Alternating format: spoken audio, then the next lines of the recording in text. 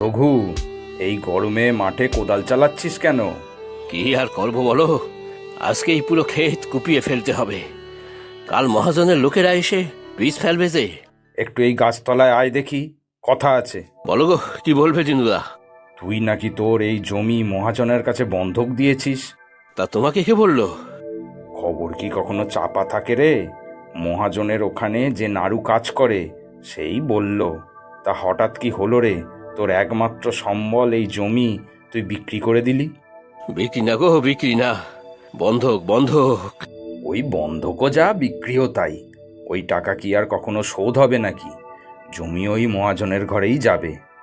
তা গেলে যাবে, কি আর করবো বলো। তবে টাকাটা বড়ই দরকার ছিল আমার। তা কি এমন দরকার তোর? ছেলেকে আমার পড়তে বাইরে পাঠাচ্ছি গো, বড় ভালো রেজাল্ট করে স্কুল পাশ করেছে, লেখাপড়ায় বড় মাথা গো।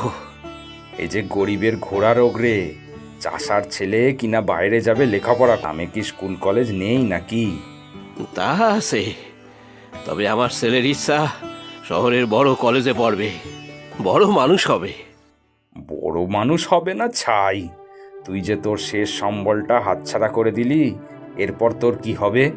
ছেলে পড়ালেখা শিখে বড় মানুষ হলে আমাদের আর কষ্ট হবে না। দেখো দিনুদা, ওই তো দেখবে আমাদের।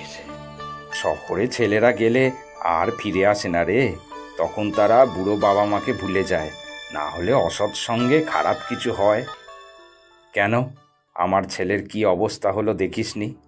ধার দেনা করে শহরে ছেলেকে পড়তে পাঠালাম, একটা দুর্ঘটনায় পড়ে এখন হুইল চেয়ারে ঘুরে বেড়ায়, সারা জীবনটা নষ্ট। সত্যি গো দিনুদা, তোমার ছেলেটার জন্য বড় কষ্ট লাগে গো। আমার ছেলে দ্বীপেরই তো বয়সী, কি থেকে কি হয়ে গেল বলো তো। তাই তো বলছি, শুধু শুধু ছেলেকে বাইরে পাঠাসনি। কিন্তু ছেলে এত জেদ ধরেছে, কি বলবো। ছেলের ভালো ভবিষ্যতের কথা তো ভাবতেই হবে। আমরা আর কদিন। দেখ, যা ভালো বুঝিস, আমি তোর ভালোর জন্যই বললাম। কি গো, হলো তোমার? নেমে এসো দেখি। আসছি গো, আসছি। কয়েকটা টালি ঠিক করে দিলাম, পেছনের দিকের কয়েকটা আর করতে পারলাম না। কালি কি আর আছে নাকি? ওইটা ধরো দেখি, নেমে পড়ি।